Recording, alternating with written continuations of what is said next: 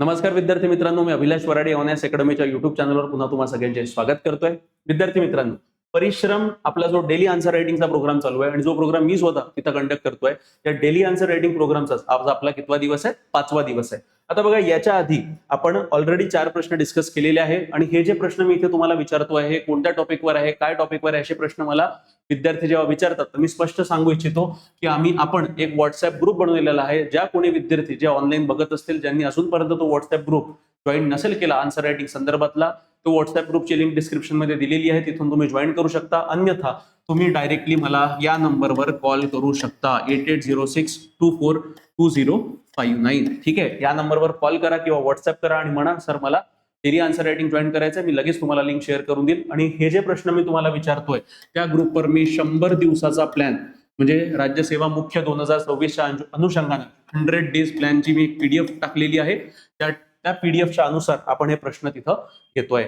कळलं का तुम्हाला? तर आजचा 5वा प्रश्न आहे विद्यार्थी मित्रांनो. ठीक आहे, जर तुम्हाला ग्रुप जॉईन करायचा असेल, daily answer writing programme join करायचा असेल, इतर काही बॅच संदर्भात माहिती हवी असेल, सरळ मोबाईल फोन उचला आणि 8806242059 वर फोन करा. ठीक आहे, तर अशा पद्धतीनं आज आपण 5वा प्रश्न तिथं जो आहे तो आपण त्याचं विश्लेषण करणार आहे. पण याच्या आधी लक्षात ठेवा, जो 4था प्रश्न होता विद्यार्थी मित्रांनो, म्हणजे कालच्या सेशनमध्ये आपण जो प्रश्न घेतला होता तो होता आयटी ऍक्ट वरचा, इन्फॉर्मेशन टेक्नॉलॉजी ऍक्ट 2000 वरती हा प्रश्न घेतला होता. आता बघा, त्या प्रश्नामध्ये कुठेही तुम्हाला या कायद्यात असलेल्या तरतुदी विचारल्या नव्हत्या. कारण काही मुलांनी मला कॉल केला आणि म्हटलं की सर याच्यामध्ये तरतुदी लिहायच्या का? त्या प्रश्नामध्ये कुठेही असं म्हटलं नव्हतं की यात कायद्यात असलेल्या तरतुदी लिहा किंवा त्या कायद्यातल्या प्रोव्हिजन्स लिहा, असं कुठेही लिहिलं नव्हतं. म्हणून तुम्हाला तरतुदी लिहिणं आवश्यक नाही, आपल्याला विश्लेषण करायचं होतं म्हणून आपण विश्लेषण केलं. जर असं म्हटलं असतं की याच्या तरतुदी लिहा, तर मग याच्यामध्ये असलेल्या ज्या तरतुदी आहेत त्याचं सखोल विश्लेषण, सखोल गोष्टी तुम्हाला लिहाव्या लागल्या असत्या. पण ठीक आहे, आता बघा, यामध्ये जर विचारलं नसलं तरीही तुम्हाला पूर्ण अभ्यास करणं आवश्यक आहे. जसं मी तुम्हाला सांगितलं की आयटी ऍक्ट 2000 हा जो पास करण्यात आला होता, याच्यामध्ये 2008 मध्ये तिथे कॉन्स्टिट्युशनल अमेंडमेंट करण्यात आले होते, मग 2021 मध्ये बदल केले होते, मग 2023. तर सर्वात प्रमुख कोणत्या? 23चा आणि 2008चा, हे दोन तुम्हाला माहित असणं अपेक्षित आहे आणि हे माहित असलंच पाहिजे. या व्यतिरिक्त लक्षात ठेवा, आयटी ऍक्ट अंतर्गत 2 केसेस तुम्हाला माहित असल्या पाहिजे. आता या 2 केसेस कोणत्या विद्यार्थी मित्रांनो? एक केस जी आहे ती आहे श्रेया सिंगल केस. कोणती केस? श्रेया सिंगल केस. ही केस जी आहे विद्यार्थी मित्रांनो, ही 2015ची केस आहे आणि या केसमध्ये सुप्रीम कोर्टानं आयटी ऍक्ट 2000 मधला जो सेक्शन 66A आहे याला इनव्हॅलिड ठरवलं होतं. ठीक आहे, याला अवैध ठरवलं होतं आणि नंतर 2023 मध्ये सरकारने हे काढून देखील टाकलेलं आहे. म्हणून लक्षात ठेवा, आयटी ऍक्ट संदर्भातली एक केस कोणती आहे? श्रेया सिंगल. आणि दुसरी केस जी आहे पुट्टास्वामी जजमेंट, पुट्टास्वामी केस. ठीक आहे, तर ही पुट्टास्वामी जी केस आहे विद्यार्थी मित्रांनो, ही 2017चं जजमेंट होतं. या केसमध्ये सुप्रीम कोर्टानं राईट टू प्रायव्हसीचा अधिकार दिला. म्हणजे राईट टू प्रायव्हसी हा आर्टिकल 21 अंतर्गत येतं असं नमूद केलंय. म्हणजे आपली जी पर्सनल माहिती आहे, आपली जी प्रायव्हेट माहिती आहे, ती आपल्या जवळच असली पाहिजे आणि आपली इच्छा ज्याला आहे त्याला आपण देऊ शकतो, पण आपल्या इच्छेव्यतिरिक्त ती माहिती कोणालाही देता कामा नये. म्हणून राईट टू प्रायव्हसीचं जजमेंट या पुट्टास्वामी केसमध्ये केलं होतं. ते देखील आयटी ऍक्ट 2000 संदर्भात निगडीत आहे. म्हणजे हे 2 केसेस तुम्हाला माहित असणं अपेक्षित आहे. हा लेक्चर झाल्यानंतर प्रॉपरली हे दोन्ही केसेस थोडे अनालाइज करा. एकदम डिटेलमध्ये नाही जायचं, पहिले एकदा केस वाचून टाका की केस नेमकी कशाबद्दल आहे, तेवढं जरी वाचलं तरी पुरे आहे. म्हणजे हे झालं आयटी ऍक्ट 2000 संदर्भात. म्हणजे या कायद्या संदर्भात जर कोणताही प्रश्न विचारला तर तो संपूर्ण प्रश्न तुमचा, म्हणजे कोणताही प्रश्न विचारला तरी तुम्हाला न चुकता तुम्ही त्याचं उत्तर लिहू शकता. अशा प्रकारे पूर्ण सखोल गोष्टी आता मी सांगितलेल्या आहे. म्हणजे बाकीचं तर डिस्कशन आपण कालच्या सेशनमध्ये केलेलं आहे. ठीक आहे, आता आजचा प्रश्न बघा विद्यार्थी मित्रांनो. आजचा प्रश्न अगेन आपल्याला आपली जी मेथड मी तुम्हाला सांगितलं की जेव्हाही प्रश्न तुमच्या पुढे येतो तर सर्वप्रथम आपल्याला काय करायचंय की त्या प्रश्नाला वाचायचं आहे, त्या प्रश्नाला डिमांड काय त्या प्रश्नाची हे पहिले समजून घेणं फार आवश्यक आहे. तर बघा, आता राज्यपालांच्या विवेकाधिकारांच्या वापरामुळे, म्हणजे एवढं तुम्हाला समजलंय, पहिल्याच वाक्यामध्ये दिलं आहे की हा स्पेसिफिक जो प्रश्न आहे या प्रश्नाचा मूळ गाभा काय? तर गव्हर्नर म्हणजे काय? राज्यपाल. तर राज्यपालांचं काय विचारलंय? राज्यपालांचा विवेकाधिकार विचारलाय. विवेकाधिकार म्हणजे काय? याला इंग्रजीमध्ये आपण म्हणतो डिस्क्रेशनरी पॉवर. काय म्हणतो? डिस्क्रेशनरी पॉवर, की जी राज्यपाल स्वतःच्या मर्जीनं वापरू शकतात. ठीक आहे, ज्याच्यासाठी राज्यपाल मंत्रिमंडळाचं जे सजेशन आहे त्याच्यावरती निर्भर राहत नाही. ज्याला म्हणतात aid and advice of council of minister is not required, अशा पॉवरला म्हणतात डिस्क्रिशनरी पॉवर. तर राज्यपालांच्या विवेकाधिकारांच्या वापरामुळे राज्यपालांचे पद केंद्र राज्य संघर्षाचे वाढते कारण बनत आहे. आता बघा, जेव्हा हे पहिलं वाक्य वाचलं आपल्या डोक्यात कोणतं उदाहरण आलं पाहिजे? तामिळनाडूचं उदाहरण आलं पाहिजे, आपल्या डोक्यात महाराष्ट्राचं उदाहरण आलं पाहिजे, आपल्या डोक्यात पंजाबचं उदाहरण आलं पाहिजे, आपल्या डोक्यात केरळाचं उदाहरण आलं पाहिजे. आता जेवढेही मी राज्य घेतले विद्यार्थी मित्रांनो, या राज्यामध्ये एकतर विरोधकांची सत्ता आहे, म्हणजे विरोधी पार्टीची सत्ता आहे, आणि किंवा आहे किंवा होती. जसं उदाहरणार्थ महाराष्ट्रामध्ये होती, म्हणजे जेव्हा उद्धव ठाकरे मुख्यमंत्री होते तेव्हाच मी सांगतोय, भगतसिंग कोश्यारीच्या केसमध्ये, किंवा तामिळनाडूमध्ये तर आता पण डीएमके जेव्हापर्यंत सत्तेत होती तोपर्यंत टी.एन. रवी नावाचे गव्हर्नर होते, त्यांच्या विरोधात खूप मोठ्या प्रमाणावर तिथं सरकार, तामिळनाडूचं सरकार अग्रेसिव्ह झालं होतं. पंजाबमध्ये अजूनही चालू आहे, केरळमध्ये जे लेफ्टची सरकार होती तेव्हा देखील चालू आहे. म्हणजे जर केंद्रामध्ये जर वेगळ्या पार्टीची सत्ता आहे आणि राज्यामध्ये वेगळ्या पार्टीची सत्ता आहे, तर अशा वेळेस हा संघर्ष प्रकर्षाने आपल्याला बघायला मिळतो. म्हणजे हे पहिलं वाक्य वाचूनच आपल्या डोक्यात तामिळनाडूची केस आठवलीच पाहिजे. तर काय, राज्यपालांच्या विवेकाधिकारांच्या वापरामुळे राज्यपालांचे पद केंद्र राज्य संघर्षाचे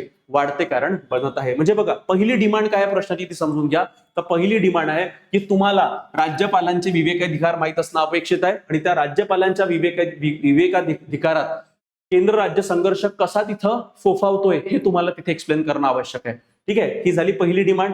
याचे चिकित्सक परीक्षण करा. आता चिकित्सक परीक्षण करायचे म्हणजे काय, तर तुम्हाला राज्यपालांचे जे विवेकाधिकार आहे, या राज्यपालांच्या विवेकाधिकाराच्या पॉझिटिव्ह गोष्टी सांगायच्या, म्हणजे का बरं हे असणं आवश्यक आहे, आणि चिंता म्हणजे कन्सर्न काय आहे, निगेटिव्ह काय गोष्टी आहे, हे देखील तुम्हाला सांगणं आवश्यक आहे. चिकित्सक परीक्षण म्हणजे दोन बाबी आल्या की तुम्हाला त्याच्या पॉझिटिव्ह गोष्टी आणि त्याच्या निगेटिव्ह गोष्टी, म्हणजे राज्यपालांना दिल्या गेलेले जे डिस्क्रिशनरी पॉवर आहे, जे विवेकाधिकार आहे, हे का बरं आवश्यक आहे, आणि हे चुकीच्या पद्धतीनं कसे वापरले जातात हे सांगणं आवश्यक आहे. याला चिकित्सक परीक्षण म्हणतात. याचे चिकित्सक परीक्षण करा आणि या पदाची प्रतिष्ठा पुनर्स्थापित करण्यासाठी उपाय सुचवा. म्हणजे आता बघा, सगळं मी मिटवतो. तर सर्वप्रथम समजा हा जो प्रश्न आपल्याला विचारला आहे राज्यपालांच्या विवेकाधिकारासंदर्भात. आता याच्यामध्ये पहिले तुम्हाला काय लिहिणं अपेक्षित आहे? पहिली डिमांड या प्रश्नाची ही आहे की राज्यपालांचे विवेकाधिकार तुम्हाला लिहावे लागतील. म्हणजे हा झाला पहिला सेक्शन. यानंतर दुसरं की केंद्र राज्य संघर्ष कसा वाढतो आहे हे तुम्हाला सांगणं अपेक्षित आहे. मग हे झाला प्रश्नाची दुसरी डिमांड. तिसरं काय आहे, याचे चिकित्सक परीक्षण करा, ही झाली तिसरी डिमांड. आणि चौथी काय आहे, तर हे असे जे संघर्ष होत आहेत राज्यपाल आणि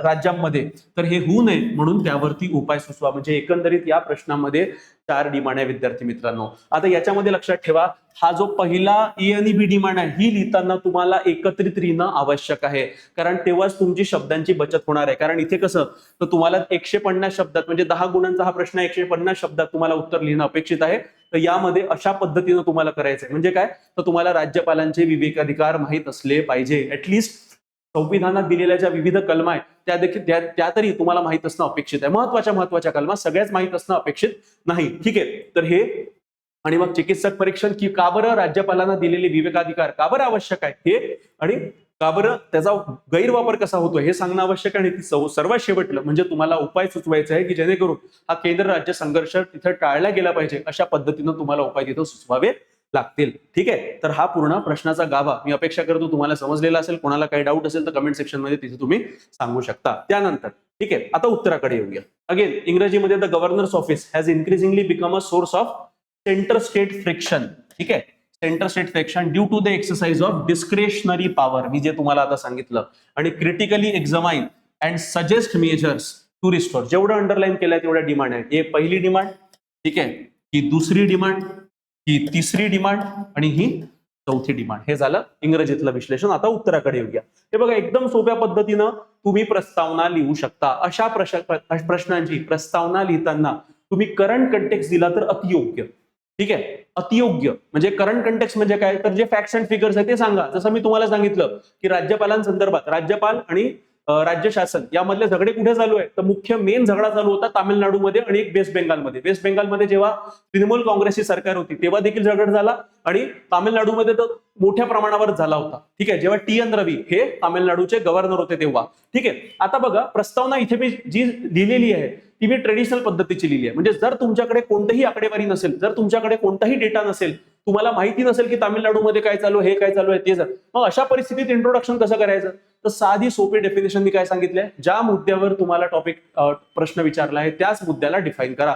आता इथे प्रश्न तुम्हाला गव्हर्नरवर विचारलाय, तर आपण काय करू, तर सरळ एक इंट्रोडक्शन असं होतं की संविधानाच्या भाग 6 मधील कलम 153 ते 167 नुसार राज्यपाल हे राज्याचे नाममात्र कार्यकारी प्रमुख आहेत. ठीक आहे, तर बघा सर, गव्हर्नरचं पोझिशन, गव्हर्नर संदर्भात ज्या काही प्रोव्हिजन आपल्या संविधानात कुठे लिहिलेले आहे हे मी सांगितलं की भाग 6 मध्ये कलम 153 पासून 167 पर्यंत गव्हर्नरचे प्रोव्हिजन तिथे लिहिले आणि हे कसे आहे, नाममात्र कार्यकारी प्रमुख आहेत. ते केंद्र आणि राज्य यांच्यातील घटनात्मक दुवा म्हणून कार्य करतात. ठीक आहे, म्हणजे दुवा म्हणून कार्य करते सेंटर स्टेटमध्ये. मात्र विवेकाधिकारांच्या वाढत्या वापरामुळे सहकारी संघराज्यवादावर, ठीक आहे, संघराज्यवादावर म्हणजे काय, कोऑपरेटिव्ह फेडरलिझमवर, सहकारी संघराज्यावर ताण निर्माण झाला असून राज्यपालांचे पद अनेकदा राजकीय वादाचे केंद्र बनले आहेत. म्हणजे बघा, तेवढा सिंपल इंट्रोडक्शन आहे. आता याच्या व्यतिरिक्त हे तर झालं थोडं डिटेलमध्ये. अजून एक मी ब्रॅकेटमध्ये केस लिहिलेली, ती केस आताची आहे तामिळनाडू संदर्भात. कोणती केस आहे, in state of Tamil Nadu versus governor of Tamil Nadu 2025 केस. ठीक आहे, म्हणजे तामिळनाडू राज्य विरुद्ध तामिळनाडूचे राज्यपाल 2025 ची जी केस आहे, या केसच्या अनुसार गव्हर्नर आणि राज्य शासन यांच्यामधला जो वाद आहे, तो वाद या स्पेसिफिक केसमधून तिथे नमूद करण्यात आला होता. म्हणजे याच्या आधारावर देखील तुम्ही काय करू शकता, सुरुवात करू शकता की अशा प्रकारचा केस जर एका राज्यामध्ये होऊ शकते, तर हा फक्त एक राज्याचाच प्रश्न नाही, तर हा संपूर्ण विविध राज्यांचा प्रश्न आहे, ज्यामध्ये विरोधी पार्टीची सरकार आहे, तर तिथे हा प्रश्न आहे. आणि याच्यामुळे काय होतोय, याच्यामुळे जे केंद्र आणि राज्य यांच्यातील संबंध खराब होतोय. मग हे होऊ नये त्या अनुषंगानं आपल्याला प्रयत्न करणं आवश्यक आहे. म्हणजे काय, तर एक साधं ही केस वापरून देखील आपण काय करू शकतो, इंट्रोडक्शन करू शकतो, किंवा जो ट्रेडिशनल इंट्रोडक्शन आहे, प्रस्तावना आहे, तशी तुम्ही डायरेक्टली करू शकता. ठीक आहे, तर मग सहकारी संघराज्य म्हणजे काय, तर बेसिकली कोऑपरेटिव्ह फेडरलिझमच्या विरोधात हे जातं. कारण कोऑपरेटिव्ह फेडरलिझम काय म्हणतं की राज्य आणि केंद्र किंवा विविध राज्य आणि केंद्र यांनी एकत्रितरित्या काम केलं पाहिजे की जेणेकरून भारताचा विकास झाला पाहिजे. म्हणजे अशा पद्धतीनं तुम्ही काय करू शकता, इंट्रोडक्शन करू शकता. आता इंट्रोडक्शन झालं, मग मुख्य भागावर येऊया. आता मुख्य भागामध्ये काय म्हटलेलं आहे, राज्यपालांचे विवेकाधिकार आणि त्यातून निर्माण होणाऱ्या केंद्र राज्य संघर्ष. मी आता तुम्हाला सांगितलं की पहिल्या पार्टमध्ये आपल्याला राज्यपालांचे विवेकाधिकार सांगणं आवश्यक आहे, म्हणजे डिस्क्रेशनरी पॉवर ऑफ गव्हर्नर, आणि त्यातून निर्माण होणाऱ्या केंद्र राज्य संघर्ष म्हणजे सेंटर स्टेट जे कॉन्फ्लिक्ट आहे तो कसा अराईज होतो ते आपल्याला सांगायचं आहे. त्याच्यामध्ये सरळ टेबल काढा, एकीकडे लिहा राज्यपालाचे विवेकाधिकार, दुसरीकडे लिहा केंद्र राज्य संघर्ष. अगेन हा प्रश्न 10 मार्काचा 150 शब्दात आपल्याला उत्तर लिहिणं अपेक्षित आहे. त्यामध्ये लिहा सरकार स्थापनेसाठी सर्वात मोठ्या पक्षाला निमंत्रण देणे. तर विवेकाधिकार, पहिला विवेकाधिकार काय की राज्यपालांनी जर कोणत्याच पक्षाला बहुमत नाही मिळालं किंवा बहुमत मिळालं जरी असेल तर सर्वात मोठा पक्ष आहे त्याला आमंत्रित केलं जातं कशा, सत्ता स्थापनेसाठी. तर हे कलम 164 अंतर्गत हा अधिकार आहे. यामध्ये केंद्र राज्य संघर्ष कसा होतो, जर आता सपोज वेस्ट बेंगालमध्ये, पश्चिम बंगालमध्ये काय झालं की सरसकट भाजपाला बहुमत मिळालं, तर मग अशा वेळेस ऑब्वियसली गोष्ट आहे की भाजपालाच आमंत्रित केलं जाईल. ठीक आहे, कारण बहुमत त्यांच्याकडे. पण जर कोणत्याच पक्षाला बहुमत नाही मिळालं, म्हणजे त्या विधानसभेमध्ये जे इलेक्शन झालंय त्यामध्ये त्रिशंकू परिस्थिती आहे, त्रिशंकू विधानसभांमध्ये पक्षपाती निर्णयांचे आरोप राज्यपालावर झालेले आहे. उदाहरणार्थ तामिळनाडू. आता तामिळनाडूमध्ये TVK म्हणजे विजय जोसेफ जे आहे त्यांचा पक्ष सर्वात मोठा पक्ष म्हणून उदयाला आला, पण त्याला बहुमत नाही मिळालं. तर अशा वेळेस जे ट्रेडिशन आहे, जी प्रथा आहे, त्याच्यानुसार काय अपेक्षित असतं की राज्यपाल सर्वात मोठ्या पक्षाला तिथे सत्ता स्थापनेसाठी आमंत्रण देतो. पण तामिळनाडूच्या बाबतीत असं झालंच नाही. म्हणजे तामिळनाडूमध्ये जेव्हा विजय यांच्या पक्षाला आमंत्रित करायला पाहिजे होतं राज्यपालांनी, त्यांनी केलंच नाही. आणि काय केलं, त्यांनी पहिले म्हटलं की आम्हाला पहिले 100 जेवढे तुमच्याकडे समर्थन आहे त्यांच्या सगळ्यांच्या सिग्नेचर आणा, तेव्हाच आम्ही तुम्हाला सत्ता स्थापनेसाठी आमंत्रण देऊ. आता बघा, अशा प्रकारचा नियम नाहीये किंवा हे कुठे घटनेत लिहिलंही नाहीये. पण नियम काय म्हणतो, नियम म्हणजे जी प्रथा आहे ती प्रथा काय म्हणते, प्रथा म्हणते की सर्वात मोठ्या पक्षाला राज्यपालांनी आमंत्रित करणं, सरकार स्थापनेसाठी आमंत्रित करणं आवश्यक आहे. आणि ते केल्यानंतर मग त्या सरकारला एक वेळ दिला जातो आणि त्या वेळेमध्ये सरकारला विधानसभेमध्ये फ्लोअर टेस्ट जी असते म्हणजे कॉन्फिडन्स मोशन जी असते ती पास करणं आवश्यक असते.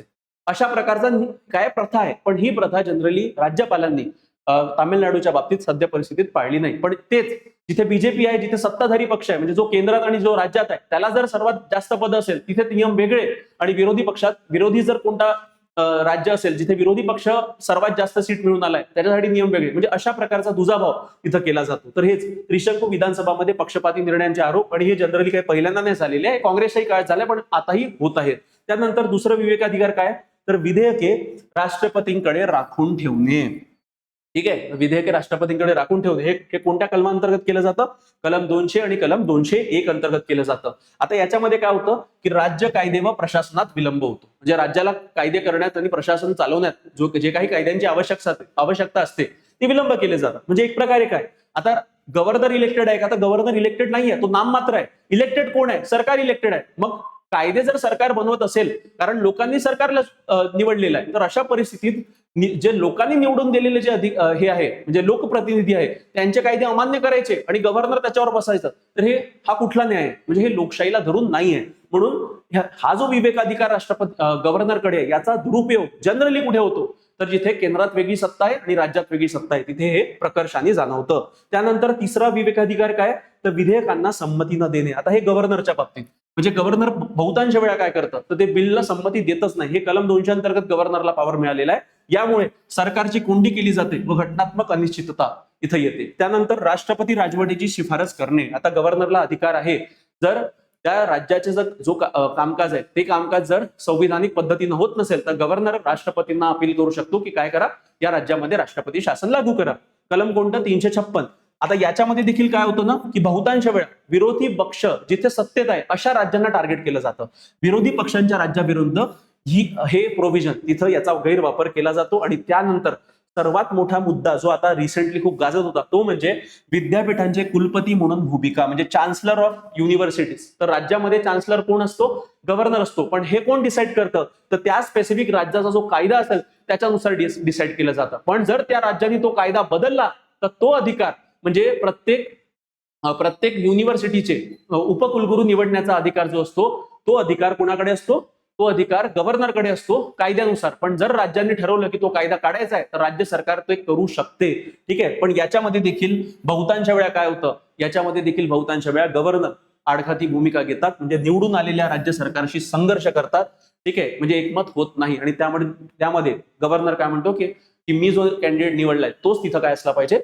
व्हाईस चान्सलरच्या पदावर बसला पाहिजे. म्हणजे अशा प्रकारची भूमिका कोणाची असते? अशा प्रकारची भूमिका गव्हर्नरची असते. आणि म्हणून हे काय, एकीकडे डिस्क्रेशनरी पॉवर म्हणजे आपण विवेकाधिकार आणि दुसरीकडे त्याचा गैरवापर कसा होतोय हे आपण बघितलं. म्हणजे जे मूळ कारण आहे राज्य आणि केंद्राच्या संघर्षामध्ये. आता हा झाला पहिला मुद्दा, पहिली डिमांड आपण ऍड्रेस केली आहे. त्यानंतर दुसरी डिमांड काय होती? तर राज्यपालांच्या विवेकाधिकारांचे चिकित्सक परीक्षण म्हणजे क्रिटिकल अनालिसिस. आता याच्यामध्ये राज्यपालांना विवेकाधिकार का बरं दिले, त्याचे फायदे काय हे पहिले लिहा, म्हणजे सकारात्मक भूमिका लिहा.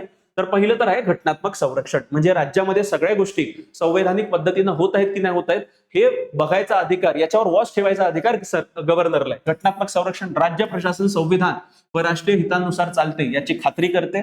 दुसरं, राजकीय संकटात स्थैर्य, त्रिशंकू विधानसभा सारख्या परिस्थितीत तोडगा काढण्यास राज्यपाल मदत करतो. जसं जो पक्ष सर्वात जास्त सीट ज्याला मिळालेले आहे त्याला आमंत्रित केलं जातं सत्ता स्थापनेसाठी की जेणेकरून परत रिइलेक्शन होता कामा नाही. ठीक आहे, त्यानंतर संघ राज्य संतुलन. ठीक आहे, केंद्र व राज्यांमधील घटनात्मक दुवा म्हणून राज्यपाल कार्य करतो. त्यानंतर न्यायपालिकेचे संरक्षण, म्हणजे जर राज्य सरकारने कोणता असा कायदा पास केला आणि त्या कायद्याअंतर्गत जर जे इलेक्टेड जे आपलं हे आहे उच्च न्यायालय त्यांच्या अधिकारावर जर कुठे तिथे गदा येत असेल तर अशा कायद्यांना संमती न देण्याचा अधिकार देखील गव्हर्नरचा आहे. उच्च न्यायालयाच्या स्वातंत्र्यावर परिणाम करणारी विधेयके राष्ट्रपतींकडे संदर्भित करण्याची क्षमता गव्हर्नरची राहते. म्हणजे हे काय आहे? हे सकारात्मक भूमिका आहे राज्यपालांच्या विवेकाधिकारांची. पण आता चिंता म्हणजे कन्सर्न्स काय आहे, म्हणजे विरोधात काय आहे, निगेटिव्ह पॉइंट्स काय आहे? तर जसं उदाहरणार्थ तामिळनाडू, केरळ, पंजाबमध्ये विधेयकांना संमती देण्यातील विलंबामुळे संस्थात्मक संघर्ष वाढले आहेत. ठीक आहे, तर हे चिंता झालं. दुसरं, माजी राजकारण्यांच्या नियुक्त्यामुळे तटस्थतेवर प्रश्नचिन्ह निर्माण होते. हे बघा, गव्हर्नरची पोझिशन अशी असते की गव्हर्नर जर त्या पदावर बसला असेल तर त्यांनी कोणत्याही पक्षाची साईड घेणं तिथे चुकीचं असतं. म्हणून काय, त्याची भूमिका तटस्थ असली पाहिजे. पण मागील काळात काय होतंय की जास्त करून गव्हर्नर या पदावर बसणारे जे लोक आहेत ते कुठे ना कुठे राजकीय नेते राहिलेले आहेत किंवा त्यांना एक रिटायरमेंट म्हणून तिथे बसवलं जातं. म्हणजे काय, तर त्याच्यावर जी तटस्थता असली पाहिजे, न्यूट्रलिटी असली पाहिजे, ती राहत नाही. त्यानंतर SR बोमई प्रकरण व अलीकडील सर्वोच्च न्यायालयाच्या निर्णयांनी राज्यपालांनी घटनात्मक मर्यादांमध्ये राहून कार्य करावे असे स्पष्ट केलेले आहे. हे लक्षात ठेवा. ऑलरेडी आता जे मी तुम्हाला केस सांगितली की state of Tamil Nadu versus governor of Tamil Nadu ही जी केस आहे 2025 ची, या केसमध्ये सुप्रीम कोर्टानं गव्हर्नरला तंबी दिलेली आहे की बघा तुम्ही काही इलेक्टेड नाहीये, तुम्ही फक्त नाम मात्र आहे. इलेक्टेड कोण आहे? सरकार आहे. म्हणून तुम्हाला सरकारच्या एड अँड ऍडवाइसवरच काम करावं लागेल. आणि जर कोणत्याही बिलवर जर तिथं गव्हर्नर परमिशन देत नसेल, म्हणजे गव्हर्नर त्याला होल्ड करून ठेवत असेल, तर त्याच्यासाठी सुद्धा वेळेची मर्यादा तिथं सुप्रीम कोर्टानं सांगितलेली आहे. ठीक आहे. त्यानंतर अपवादात्मक संरक्षणासाठी दिलेले विवेकाधिकार अनेकदा राजकीय प्रभावाचे साधन म्हणून पाहिले जाते. म्हणजे हे जे डिस्क्रेशनरी पॉवर आहे याचा चुकीचा उपयोग होतो. आणि तो उपयोग कसा होतो, तर राजकीय पोळी शेकण्यासाठी तिथं केला जातो. म्हणजे जेणेकरून केंद्र सरकार जे आहे ते केंद्र सरकार या राज्यपालाच्या मार्फत इनडायरेक्टली काय करतं, राज्याला कंट्रोल करण्याचा तिथं प्रयत्न करतं, जर दोन्हीकडे वेगवेगळ्या पार्टीचे सरकार असेल तर. हा आहे चिंतेचा विषय. म्हणजे हे जे विवेकाधिकार दिले आहेत हे चांगल्यासाठी दिले आहेत, पण याचा दुरुपयोग देखील मोठ्या प्रमाणावर तिथं होतो. त्यानंतर आता शेवटला जो सब पार्ट होता तो काय विचारला होता की याच्यावर उपाय काय आहे. ठीक आहे. तर राज्यपाल पदाची प्रतिष्ठा पुनर्स्थापित करण्यासाठी उपाय काय आहे. तर उपाय पहिला बघा, जेव्हाही राज्यपालावर प्रश्न विचारला गेला तर तुमच्याकडनं सरकारी आयोग आणि पंचिक आयोग हे दोन आयोग तुम्ही मेन्शन केलेच पाहिजे. तर सरकारी आयोग आणि पंच आयोग यांच्या शिफारसीनुसार राजकीय दृष्ट्या तटस्थ व प्रतिष्ठित व्यक्तींची नियुक्ती करावी. म्हणजे न्यूट्रल माणूस याच्यावर बसवावा. ठीक आहे. आणि पंच आयोगानं तर याच्या पुढेही जाऊन सांगितलंय की कोणत्याही व्यक्तीला जर गव्हर्नरच्या पदावर बसवायचं असेल तर त्यांनी 2 वर्ष काळ म्हणजे 2 वर्षाच्या काळात त्यांनी कोणत्याही पद्धतीनं तो राजकारणात ऍक्टिव्ह नसला पाहिजे. म्हणजे 2 वर्षाचा एक कुलिंग ऑफ पिरियड पंच कमिशननं सांगितलंय की कोणत्याही व्यक्तीला जर तुम्हाला गव्हर्नर बनवायचं असेल तर मागील 2 वर्षात तो राजकारणात ऍक्टिव्ह राहता कामा नये. अशा प्रकारचा प्रोव्हिजन पंच कमिशननं सांगितलंय. आणि तो व्यक्ती कसा असला पाहिजे, तटस्थ. हे दोन्ही कमिशननी सांगितलंय. ठीक आहे.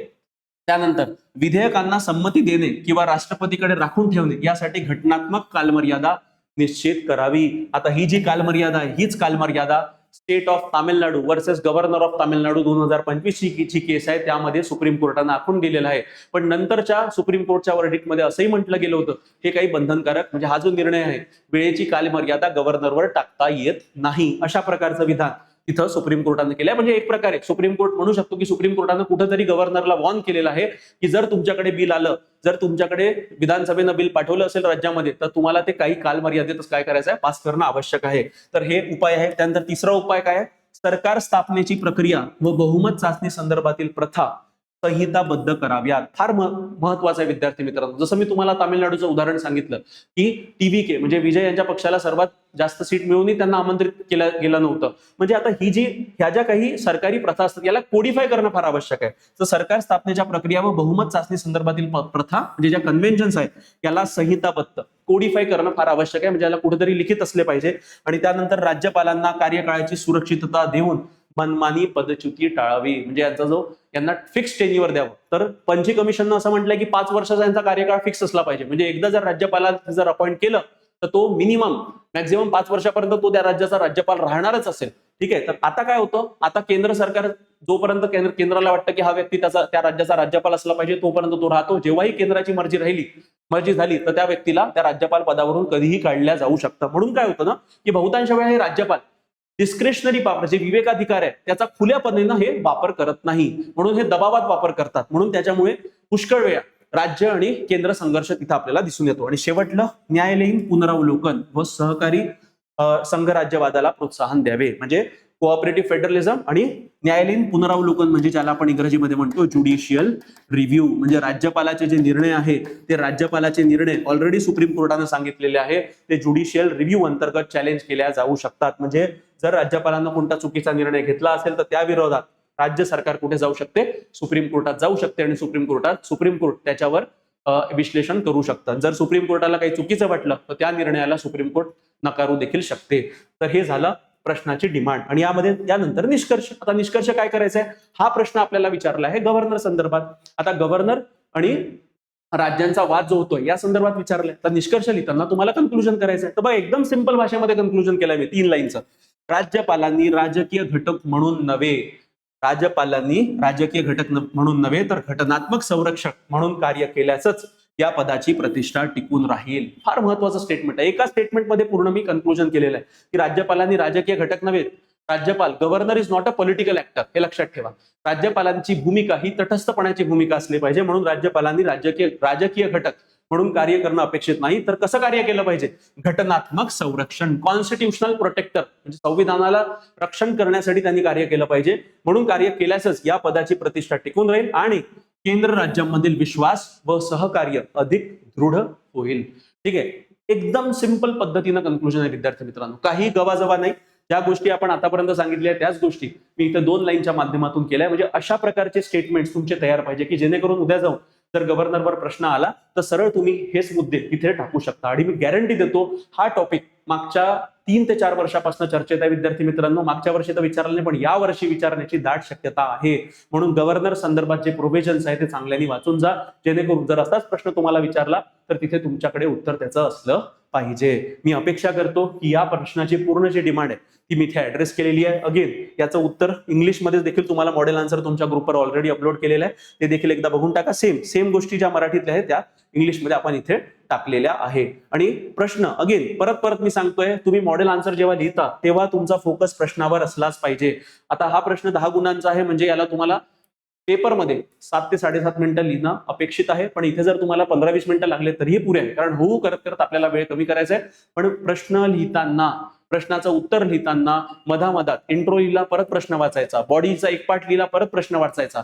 कारण आपली डायरेक्शन, आपल्याला प्रश्नामध्ये जे विचारलंय तेच तर मी लिहितोय की नाही लिहितोय याची शहानिशा करणं आवश्यक आहे. अदरवाईज काय होतं, प्रश्नामध्ये वेगळंच विचारलं जातं आणि आपण काहीतरी भलतंच लिहून होतो. असं करू नका. म्हणून प्रश्न जेव्हा तुमच्या डोळ्यापुढे आला त्याला 3-4 वेळा वाचा, अंडरलाईन करा, demand of the question underline करा. त्यानंतर इंट्रोडक्शन लिहिलं, मग इंट्रोडक्शन नंतर जेव्हा पहिला पार्ट लिहा तेव्हा देखील प्रश्नाकडे जा, प्रश्न बघा. मग त्याच्यानंतर मग तो पहिला पार्ट लिहा, मग पहिला पार्ट संपला, दुसरा उपप्रश्न आहे, मग त्याच्या वेळेस देखील प्रश्नाकडे जा, परत उत्तर लिहा. तिसरा पार्ट असेल तर परत प्रश्नाकडे जा, परत उत्तर लिहा. आणि कन्क्लुजन करतानाही देखील प्रश्नाकडे एकदा जा आणि मग कन्क्लुजन करा. म्हणजे अशा पद्धतीनं तुम्हाला प्रश्न किमान 7 ते 8 वेळा वाचायचा आणि लिहिता लिहिता देखील तुम्हाला त्याच्यावर अवलोकन करायचं प्रश्नावर की खरंच मी जे लिहितोय हे मी डिमांड प्रश्नाची ऍड्रेस करतोय की नाही करतोय. अशा पद्धतीनं तुम्हाला उत्तर लिखाण करायचं आहे विद्यार्थी मित्रांनो. अगेन म्हणजे शेवटी एंड करताना अजून मी सांगेल की याच्यामध्ये बघा, राज्यपालांच्या विवेकाधिकारावर हा प्रश्न विचारलाय. म्हणजे तुम्हाला राज्यपालांचे विवेकाधिकार लिहिणं आवश्यक आहे, ज्याला आपण इंग्रजीमध्ये डिस्क्रेशनरी पॉवर ऑफ गव्हर्नर म्हणतो. हा झाला पहिला उपप्रश्न. दुसरा उपप्रश्न काय विचारलाय की या विवेकाधिकारांच्या वापरामुळे राज्यपालांचे पद काय केंद्र राज्य संघर्षाचे वाढते कारण बनले.